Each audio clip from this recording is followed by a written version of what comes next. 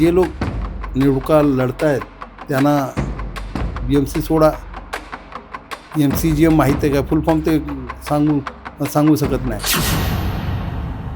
तुम्हाला माहीत आहे की उद्धव साहेबांनी पाठीत खंजीर खोसून आणि त्यांची सत्ता पलटली. सत्तेचे लालसेपोटी ते खुर्चीवर बसले. मुंबई महानगरपालिकेच्या निवडणुकीच्या प्रचाराची रणधुमाळी आपल्याला पाहायला मिळते. अवघे 5 दिवस शिल्लक राहिलेले असताना उमेदवार पायाला भिंगरी लावून प्रचार करत आहे. अशातच आपण आलेलो आहोत मालाड पूर्व मधील प्रभाग क्रमांक 43 मध्ये. इथून भाजपाचे विनोद मिश्रा यांना उमेदवारी मिळालेली आहे. आपल्यासोबत खुद्द विनोद मिश्रा आहेत. सर, आपलं प्रहार न्यूझीलँड मध्ये खूप खूप स्वागत आहे. अवघे 5 दिवस शिल्लक राहिलेले आहेत. काय सांगाल, प्रचाराला तुम्ही कसं सामोरं जाताय? ताई, पहिलं तर प्रहार ग्रुपच्या आणि तुमच्या खूप खूप धन्यवाद की आपण मला संधी दिला. आणि जसं की मी लोकांकडे जातो आहे. मी याच्यापूर्वी 17 ते 22 नगरसेवक राहिलो आहे आणि लोकांचा प्रतिसाद बघून खूप एनर्जी पण भेटते आहे. आणि जे माझी प्रचार यात्रा आहे त्याला आम्ही असं संबोधित करू शकते की आमची आशीर्वाद यात्रा आहे. लोकांच्या आम्ही सेवा केलं आहे 5 वर्ष संपल्यानंतर जे आणखी प्रशासकचा काल होता 4 वर्ष, त्या काळात पण आम्ही महानगरपालिकेच्या माध्यमातून, CSRच्या माध्यमातून, काही लोकसहभागातून आम्ही काम केलं आहे. सर्व काम केल्यामुळे आणि जे लोकांकडून प्रतिसाद मिळत आहेत ते बघून कुठले आव्हान आम्हाला दिसत नाही आहे. आणि खूप एनर्जी मिळते आहे की सकाळपासून आम्ही सकाळी 8 वाजता येतो आणि रात्री 1 वाजता घरी जातो. तर खूप सुंदर अनुभव आहे. तुम्ही 2017 मध्ये सुद्धा निवडून आलेलात आणि आता सुद्धा तुम्ही 4 वर्षानंतर तुम्ही परत मुंबई महानगरपालिकेला सामोरे जाताय. लोकांचा प्रतिसाद कसा आहे आणि तुम्ही कोणती कामं घेऊन लोकांपर्यंत प्रचारात उतरलेला आहात? ताई, लोकांचा जे प्रतिसाद आहे उत्तम प्रतिसाद मिळतो आहे. मी लोकांकडे जेव्हा जातो आहे तो मी 1 मिनिट तुमचा घेतो की ह्याच्यापूर्वी 2017च्या पूर्वी आमच्याकडे गॅस पाईपलाईन नव्हती. मी 100% गॅस लाईन तेव्हा मंजूर करून घेतले. एक माननीय केंद्रीय मंत्री धर्मेंद्र प्रधान साहेब आणि माननीय मुख्यमंत्री देवेंद्र फडणवीस साहेबांकडून मागणी करून ते झालं. आणि माझ्या वार्डात जे राहणारे जे गरीब परिसर आहेत, जे आमची वहिनी आहेत, ताई आहेत, ते स्टोव्हवर किंवा चुलीवर स्वयंपाक करत होती, त्यांच्यासाठी मी एक संकल्प केला की त्यांना स्टोव्हमुक्त केलं पाहिजे. त्या माझ्या वार्डात राहणारे 32 लोक होते आणि संपूर्ण परिसरात दिंडोशी विधानसभेमध्ये 4000 लोक होते. सर्वांना मी स्वस्त सिलेंडर सरकारबरोबर बोलणी करून सिलेंडर त्यांना बोलले ते बुक करून आमच्याकडे यायच्या. ते कुपन आम्हाला देत होते. त्यानंतर आम्ही माझ्यामध्ये लोकसहभागातून मी जे चुल्हा आहेत ते त्यांना सगळी दिले. 100% मी बोलू शकतो, 100% स्टोव्हमुक्त आमची दिंडोशी विधानसभा केलं. आणि रोड जे आहेत 100% CCच्या रोड केलं. सीवर लाईन 100% आहे. आपल्याला माहीत आहे की मुंबईमध्ये सीवरच्या नेटवर्क 37 to 38% आहे. आमच्या वार्डात मी 100% सीवरचं नेटवर्क केलं आहे. त्यामुळे आणि त्यानंतर आमच्याकडे हॉस्पिटलच्या एक रिझर्वेशन हॉस्पिटल दिंडोशीमध्ये एकही हॉस्पिटल नाही. त्यासाठी मी हॉस्पिटलच्या एक आरक्षण DPमध्ये करून घेतलं. आमच्याकडे पोस्ट ऑफिस नव्हती.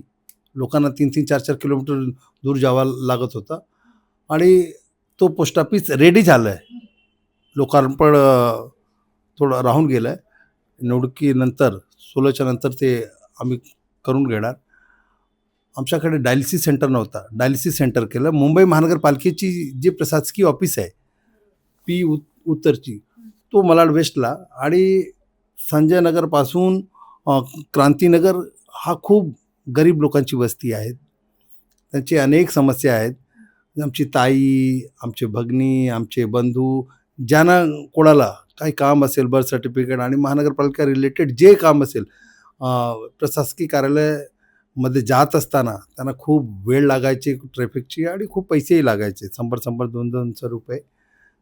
मी 2017 मध्ये माननीय मुख्यमंत्री देवेंद्र फडणवीस साहेबांचे आभार मानतो, धन्यवाद देतो, की त्यांच्या आदेशा आणि प्रयत्नामुळे मुंबई महानगरपालिकाची जे पी उत्तर विभाग होता त्याचे 2 भाग झालं. एक भाग पी ईस्ट, एक पी वेस्ट. पी ईस्टच्या टेम्पररी कार्यालय रामलीला मैदानमध्ये झालं. आमच्या वार्डात एक जागा रिझर्व्ह आहे, तो ॲक्विजिशनचा प्रोसेस चालू आहे. ते लोकांना माहीत आहे. प्लॅन रेडी केलं मी.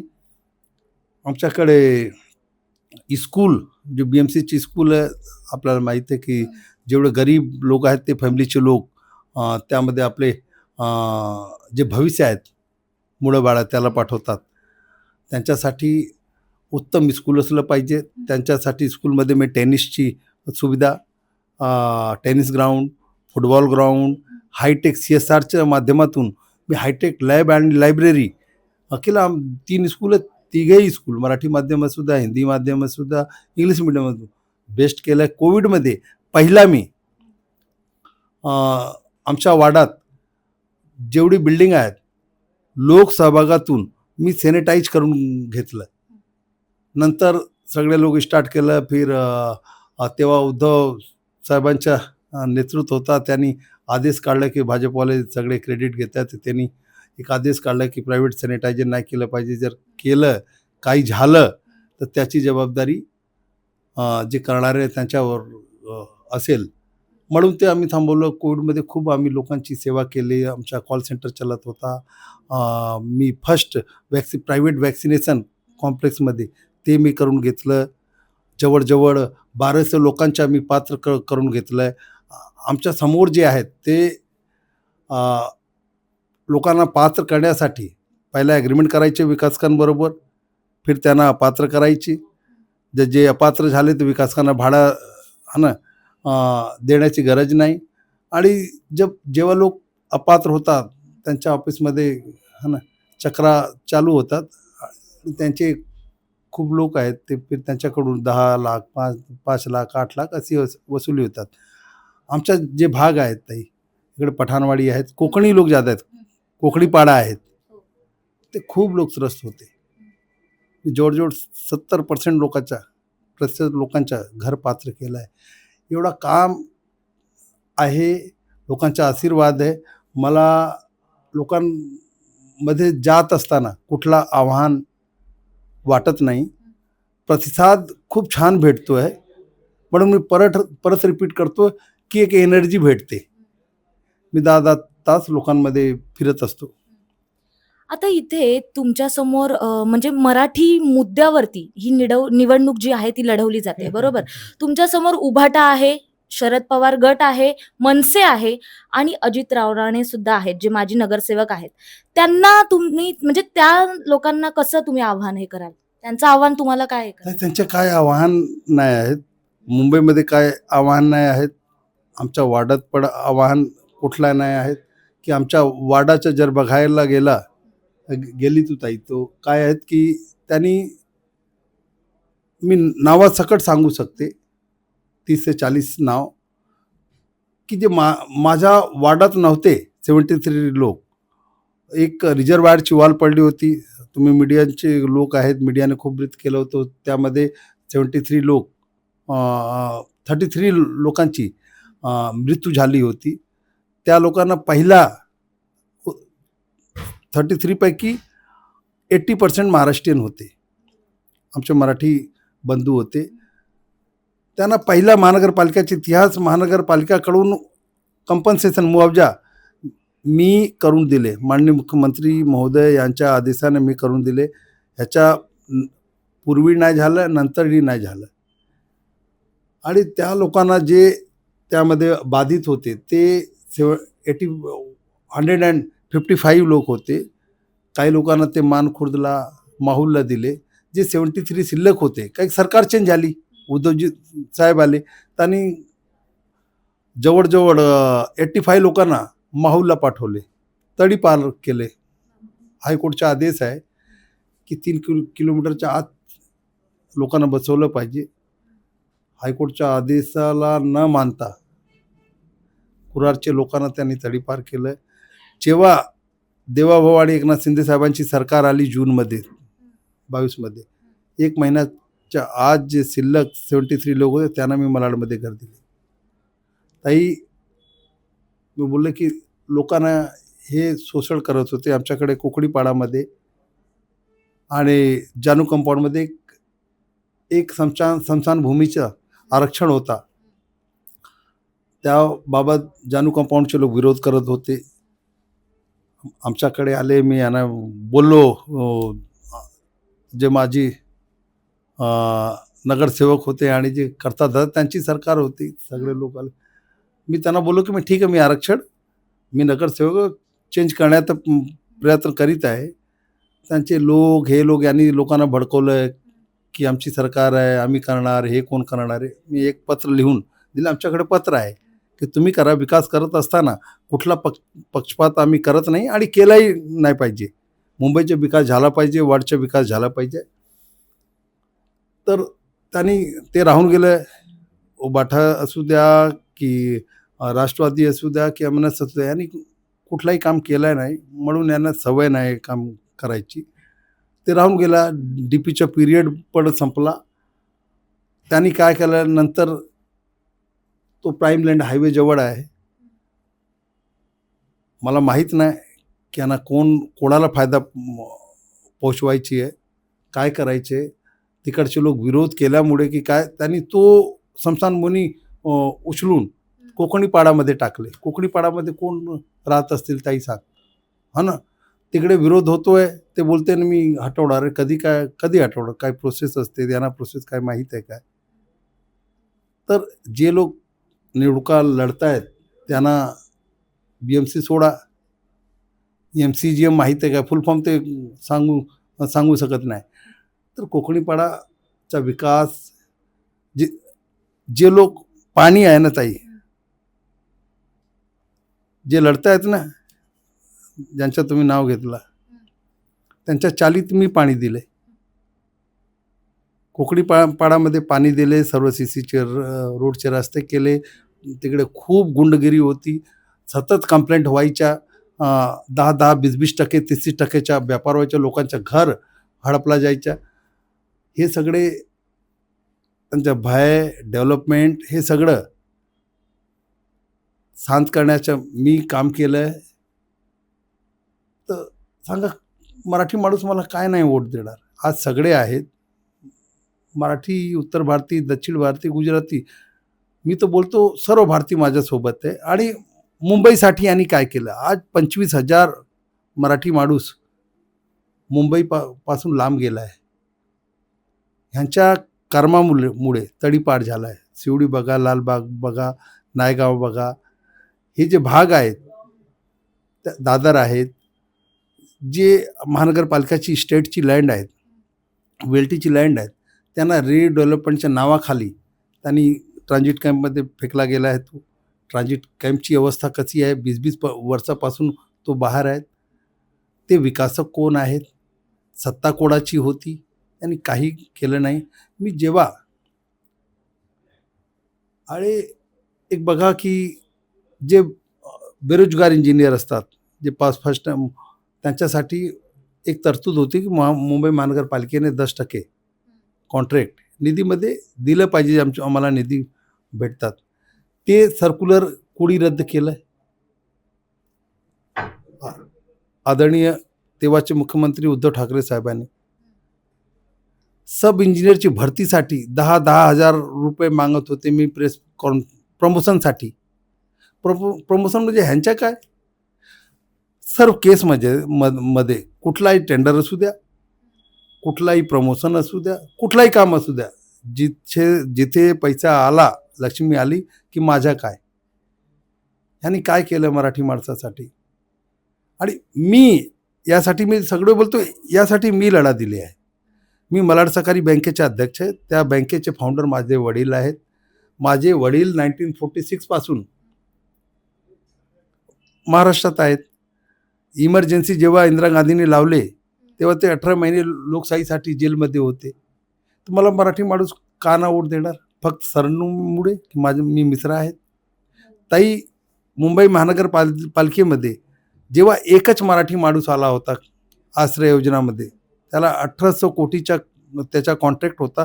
सर्वात कमी त्यांनी कोट केलं होतं 3100 रुपयेच. बाकीचे लोक 10,000 कोट केले होते, मतलब 3 पट केले होते. त्याच्या टेंडर विजय सिरकेचा तो नामवंत कंपनी आहे ते काढून उद्धवजी या जे सेनेचे सरदार आहेत की कोण आहेत मला माहीत नाही, त्यांनी कोणाला दिले एकदा विचारा. त्यासाठी लढा मी स्टँडिंग कमिटीला दिले, मीडियाला तेव्हाही सपोर्ट केलं होतं. आणि जो मलाड सहकारी बँकेची स्थापना माझे वडील 76 मध्ये केले होते. आज 600 कोटीची बँक आहे. जर मी 25 वर्षापासून मी बँकेत आहे. जवळ सरासरी एव्हरेज काढलं तर प्रत्येक वर्षी मी 10 लोकांना रोजगार देतो. त्यापैकी 90% आपले मराठी माणूस आहे. मी लोकांना बँकाकडून लोन देतो. ए ग्रेडमध्ये आमची बँक आहे. राजापूर सहकारी बँक जेव्हा 7 रस्ता लालबागमध्ये आहेत, मराठी भागात आहे. लोकांचे पैसे डुबवले गेले होते. मी वाचवलं, मी बँक टेक ओव्हर केलं, आत्ता केलं आहे. तो ताई जर काम बघतील कोण मुंबईकरांची सेवा करतोय, हा ह्यांचा मराठी माणूस आणि मराठीचा मुद्दा. फक्त महानगरपालिकेची तिजोरी आहे त्यासाठी त्याला जे मुंबईकर आहेत ते ओळखून आहे. पण तुम्ही आता आधीच्या काळात निवडणूक लढवलेली आहे आणि महापालिकेत तुम्ही भाजपाचे पक्ष नेते राहिलेले आहात. तर त्यावेळेला तुम्ही काय ठोस कामं केलेली आहेत? तर त्यावेळी मी सर्वात जर समाधानकारक काम मला जे समाधान वाटतो की आपली एक बस स्थानक आहे छत्रपती शिवाजी महाराज, त्याला पहिला शिवाजी महाराज स्थानक बोलायचे. ते ठराव मी पास करून घेतलं की छत्रपती शिवाजी महाराज बोललं पाहिजे. तो माझा ठराव आहे. हे जे सारे में राहणारे लोक आहे त्यांच्यासाठी त्यांच्या मुलांचे शिक्षणासाठी कोणी आजारी पडलं तर त्या उपचारासाठी आणि मुलगी किंवा मुलगाच्या लग्न सोहळ्यासाठी जर त्याला मदत हवी आहे, लोन कर्ज हवी आहे, तर मी एक माझा मत होता आणि ठाम मत माझं आहे. मी महानगरपालिकेकडून ठरावही पास करून घेतलं होतं की त्यांना SRA ने परवानगी दिली पाहिजे, राज्य सरकारने परवानगी दिली पाहिजे कर्ज घेण्यासाठी. तुम्हाला माहीत आहे की 10 वर्षात तो फ्लॅट या सदनिका गहाळ ठेवता येणार नाही, तशी तरतूद होती. सध्या 5 वर्षाची झाली आहे. तो मागणी माझी होती. पहिल्या महिला वरची चालीमध्ये राहणारे लोक आहेत, त्यासाठी नवीन कायदा केला पाहिजे, तो माझी मागणी आहे. तो येणार आहे. त्यावर विधानसभेत माननीय मुख्यमंत्री महोदय यांनी घोषणा केली आहे.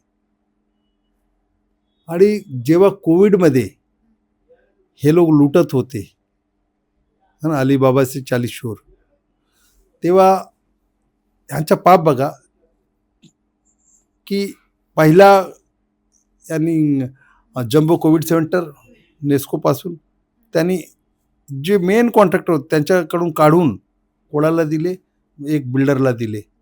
जे पंखा जो 3,000 मध्ये 2,000 में पंखे यायचे 1,000-1,200 रुपये में, टॉप क्वालिटी 3,000 मध्ये, त्याचे भाडे त्यांनी 18,000 रुपये दिले.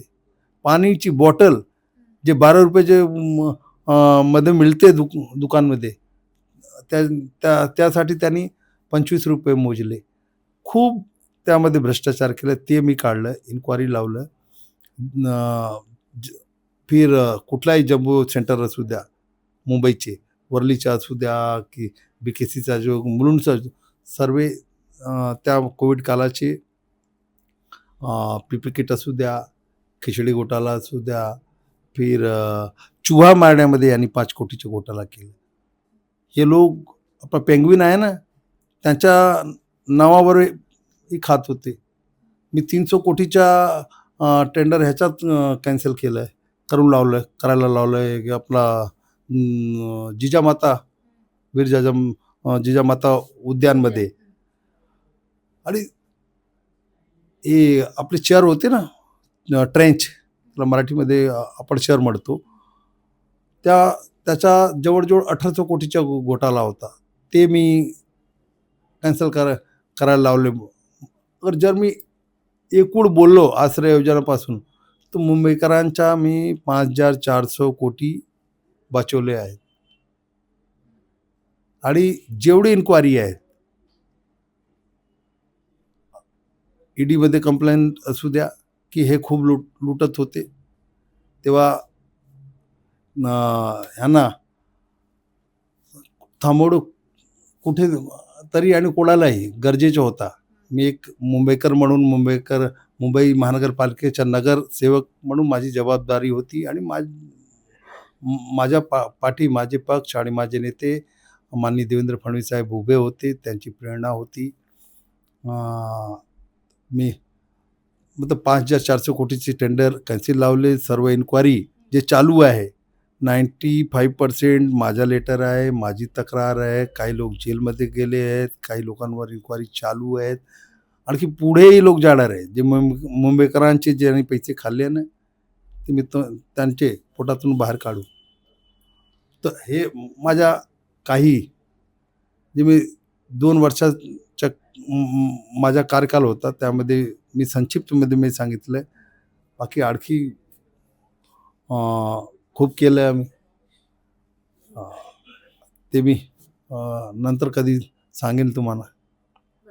पण आता तुम्ही वचनपूर्तीमध्ये हे नमूद केलंय, की फुटपाथवरील अतिक्रमण हटवणार किंवा महिलाच्या सुरक्षेसाठी याकडे तुम्ही कसं बघता? यासाठी तुम्ही काय योजना करणार आहात?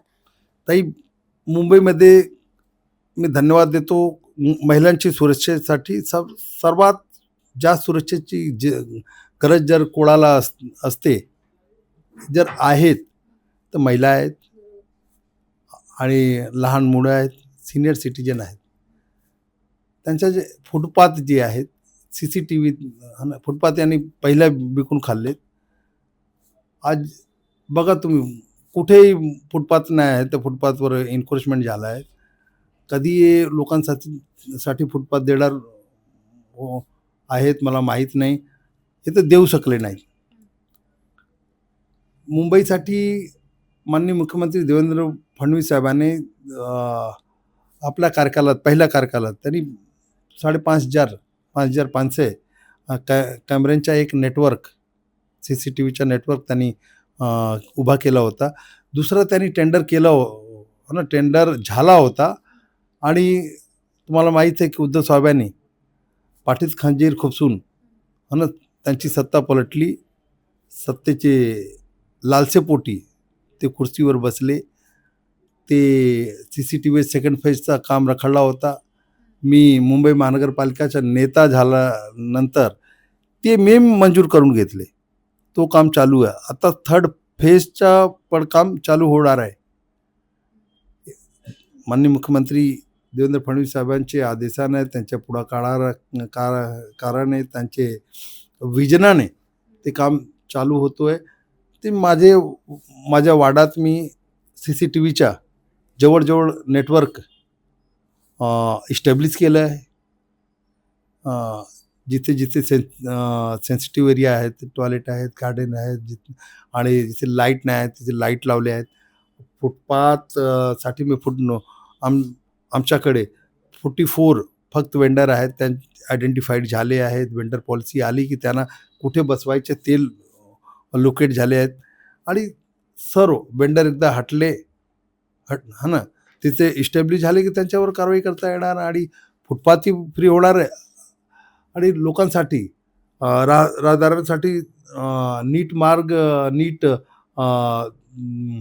फुटपाथ भेटलं पाहिजे, रोड भेटलं पाहिजे. त्यासाठी इलिगल पार्किंग नाही झाली पाहिजे. तर आमच्या विभागात, दिंडोशी विभागात विधानसभेमध्ये एकही पे एन पार्क नाही आहेत, पार्किंगची सोय नाही आहे. ती जर झाली असती तर हा दुर्व्यवस्था मला वाटतं की झाली नसती. मी 2021मध्ये एक ठराव पास करून घेतलं की मुंबईमध्ये जिथे 1,000 मीटरपेक्षा जास्त प्लॉट आहे, 1,000 मीटर वरच्या जास्त एरियाचा प्लॉट आहे, त्या प्लॉटच्या खाली आम्ही 1 लेवल किंवा 2 लेवल जे DCPRचे प्रमाणे आहे पे एन पार्क उभं केलं पाहिजे. जी रोडवरची गाडी आहे त्यांना आतमध्ये पार्किंगची सवय लावली पाहिजे. पहिलं व्यवस्था दिला पाहिजे, नंतर कारवाई केली पाहिजे. कारवाई एक भाग आहे, व्यवस्था एक भाग आहे. आम्ही अल्टरनेटिव्ह नाही दिले, तर मी त्यासाठी ते ठराव मंजूर झाला आहे.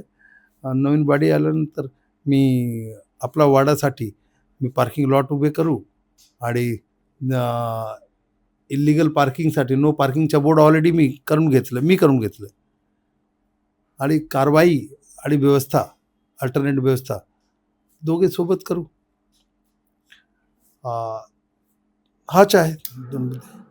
कुरार गावामध्ये प्रस्तावित PTC हब आणि स्मशानभूमी याला आपण विरोध केलेला, तर या विरोधामागचं कारण काय आहे? काय आहेत की आपल्याला माहीत आहे की कुरार गाव की एक संस्कृती आहे. कुरार गावामध्ये एक भारत बसतो. कुरारमध्ये रोड नाही, रस्ते नाही. अगर 100% रस्ते झाले आहेत तर माझ्या वाड्यात झाले आहेत. हा आपण म्हणू शकतात की दिंडोशी विधानसभेच्या मलबारीला आहे, है ना. DP रोड खूप खुल्या करण्याचं काम करायचे आहे. त्यासाठी मी 2022ला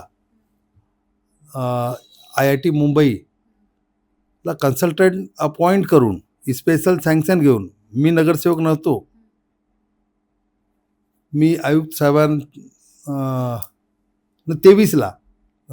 2023ला गगराणी साहेबांना विनंती केली. आयुक्त साहेबांना विनंती करून साहेबाला बोललो, साहेब खूप गरज आहे की आम्हाला किती PAP पाहिजे. जे प्रोजेक्ट अफेक्टेड पर्सन आहे, जे प्रकल्प बाधित आहे, जे रोडमध्ये, गार्डनमध्ये, मार्केटमध्ये जे जात आहेत त्यांच्या पुनर्वसन झालं पाहिजे. त्यासाठी PAPची गरज आहे. ते सर्वे करून घेतलं. सर्वेमध्ये 4,000 रेसिडेन्शियल पाहिजे, 1,200 कमर्शियल पाहिजे. यांनी काय केलं आहे की 3,000 पहिल्यापासून जरीमरीच्या लोकांना आणून ठेवले शिवसाईमध्ये. आणखी 1,500 रेडी आहेत. आमच्या वाडात PAPचा खूप मोठा खेळ चालू आहे आणि 13,647 PTCच्या ऑलरेडी मुंबई महानगरपालिकेने दिंडोशी विधानसभेत वर्क ऑर्डर इश्यू केलं आहे. और विकासकसाठी हा हेवन आहे, स्वर्ग आहे की जर सर्व विकासकाने इकडे PTC केलं तर जवळजवळ 55 ते 60,000 PTC होणार आहे. त्यामध्ये कोण येणार? बाहेरचे लोक येणार आहे, ज्यांनी 4-4 महिलांच्या, 5-5 मजल्यांच्या झोपडा उभ्या केला आहे, मल्टी स्टोरी झोपडा. तो येणार. तो रोडवर, इन्फ्रास्ट्रक्चरवर किती ताळ येणार? क्राईम रेशिओ किती वाढणार? आमचा गाव सहन करू शकत नाही. आम्हाला एवढी माफक अपेक्षा आहेत की जे दलाल आहेत विकासकांचे, जे विकासक आहेत, आम्हाला कुठल्याही विकास आणि विकासकाचा विरोध नाही आहेत. मी जे आले की सगळ्यांना मी मदत करतो. फक्त पब्लिकसाठी, पब्लिकचे वेलफेअरसाठी असलं पाहिजे. जर झालं तर कुरार संपून जाईल, लोकांना घर आपला है ना विकून जावं लागेल, ही परिस्थिती येऊ नये म्हणून मी विरोध करतो आहे.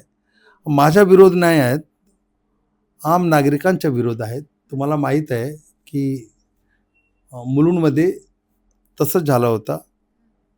तिकडच्या लोकांनी ते PTC हाकलून लावलं. बांद्रामध्ये तसंच झाला होता. अंधेरीमध्ये तसंच झाला होता. अ, अ, मलाड पश्चिममध्ये मालवणीचे लोक त्यांनी हाकलून लावलं. आमचे कुरारची परिस्थिती एवढी खालवली आहेत का की तुम्ही ते डम्पिंग यार्ड बनवतात PTCच्या संक्रमण शिबिरच्या. PTC म्हणजे संक्रमण शिबिर म्हणून आमचा विरोध आहे. एक स्मशानभूमीच्या मी पूर्वी तुम्हाला बोललो की कोकडीपाडा आहेत. पूर्वी ते जानू कंपाऊंडमध्ये हे होतं, त्याचा आरक्षण होता. ते आरक्षण विकासक एकच आहेत. तो तिकडचे कमिटी जे निवडणूक लढत आहेत ते पूर्वी ते नगरसेवक त्यांनी एग्रीमेंट विकासासाठी केलं होतं. ते एग्रीमेंट झालं, 50% अपात्र आहे. त्यांच्या घरांसाठी जवळजवळ 1100 लोक बाहेर आहेत. त्यांच्या घरासाठी मी भांडतो आहे. ते सगळे कोण आहेत? पाटील आहेत, खेरनार आहेत, है ना, तिवसे आहेत, असे नाववाले आहेत, कुलकर्णी आहेत, असे नाववाले सगळे आहेत. त्यांना अपात्र केले. त्यांना मी पात्र करून घेतो आहे आणि तिकडच्या स्मशान ते कोकडीपाड्यात टाकतायत. आणि चाहे जानू कंपाऊंड असू द्या, कोकडीपाडा असू द्या, जर इकडचे लोकांना स्मशान नाही पाहिजे तो कशाला दिलं पाहिजे. आणि आमच्या परिसराच्या आसपास 1 किलोमीटरच्या अंतरात 2 स्मशानभूमी आहेत. गरज पण नाही आहे. तर त्याच्या आरक्षण चेंज करून महिला आधार भवन किंवा आणखी काय, महिला आधार भवन केलं. माझी मागणी आहे की मी आल्यानंतर महिला आधार भवन करीन की महिलांना आधार मिळेल. महिला आमची ताई आहेत, आमची लाडकी बहीण आहे, तो स्वावलंबी होणार. ते व्यवस्था आम्ही करू शकतो. आणि ते पण त्यांची सरकार होती जेव्हा DP चा फायनल होत होता, ते पण करू शकत होते. त्यांनी नाही केलं, लोकांना धोका दिला. पण ते होता कामा नये म्हणून मी विरोध करतो. लोकांचा खूप विरोध आहे. त्यासाठी लोकांनी आंदोलन केलं आहे, खूप प्रेस कॉन्फरन्स पण केलं आहे.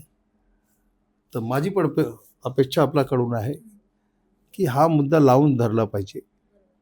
मीडिया असू द्या, की राजकारण असू द्या, की संविधान असू द्या, की विधानसभा, महानगरपालिका, हे सर्व लोकांसाठी असते आणि त्यासाठी काम केलं पाहिजे. कुठल्या विकासक साठी नाही केलं पाहिजे. प्रहार न्यूज लाईनच्या माध्यमातून तुम्ही प्रभाग क्रमांक 43च्या मतदारांना काय आवाहन कराल? प्रभाग 43चे सर्व माझे जनता जनार्दन मतदार राजांना विनंती करतो की तुम्ही मला 2017मध्ये माझा चेहरा नव्हता, लेकिन माझ्यावर, माझ्या कार्यकर्त्यावर, माझे जे नेते माननीय नरेंद्र मोदीजी, माननीय मुख्यमंत्री देवेंद्र फडणवीस साहेब, आशिष शेलार साहेब आणि मुंबईचे अध्यक्ष आदरणीय अमित साटम साहेबांवर विश्वास करून तुम्ही मला मत दिला होता. मी माझ्या वार्डाचा चेहरा बदलून टाकला आहे आणि मला येणारे 15 तारखेला जे मुंबई महानगरपालिकेची निवडणूक आहेत त्यामध्ये आपण मला आपला बहुमूल्य वोट देऊन मला विजयी करा. मी विजयी झाल्यानंतर जे तुमचे स्वप्न आहेत, जे माननीय मुख्यमंत्री आणि भाजपाचे जे संकल्प आहेत की सुरक्षित मुंबई, स्वच्छ मुंबई आणि माझ्या वार्डासाठी महिलांना स्वावलंबी करण्यासाठी आणि त्यांना सुरक्षा प्रदान करण्यासाठी मी वचनबद्ध राहीन. एवढा विनंती करतो. मला परत मी सांगतो की मला विश्वास आहे, मला ठाम विश्वास आहे की आपण मला आशीर्वाद देणार. जय हिंद, जय महाराष्ट्र. प्रहारकडून तुम्हाला खूप खूप शुभेच्छा आणि धन्यवाद आपण आमच्याशी संवाद साधल्याबद्दल. तर हे होते प्रभाग क्रमांक 43चे भाजपाचे विनोद मिश्रा, जे भावी नगरसेवक आहेत. त्यांनी महिला असू दे किंवा ज्येष्ठ नागरिक असू दे यासाठी बऱ्याच आशा व्यक्त केलेल्या आहेत. कॅमेरामॅन साक्षीसह मी प्राची, प्रहार, मालाड.